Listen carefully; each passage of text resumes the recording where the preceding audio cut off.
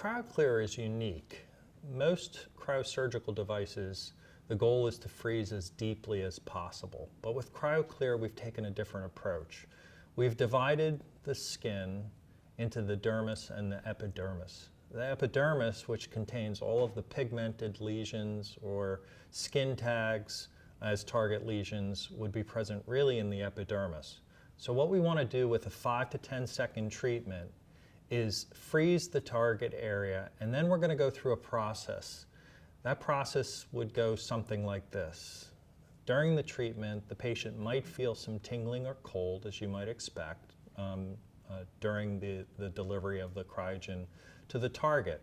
Following that, there'll be a period we call the inflammatory response, in which the body sends in chemicals that begin the rejection and almost simultaneously the healing of the site that's been treated.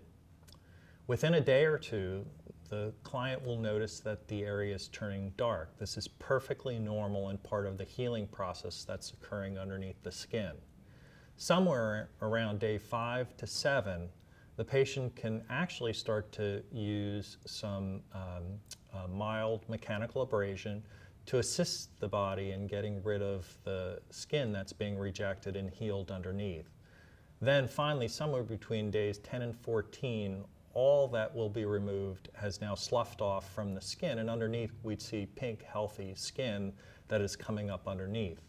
For weeks following that, then, the remodeling of that area continues to take place by the body, with normal pigmentation returning and it basically having cleared the lesion.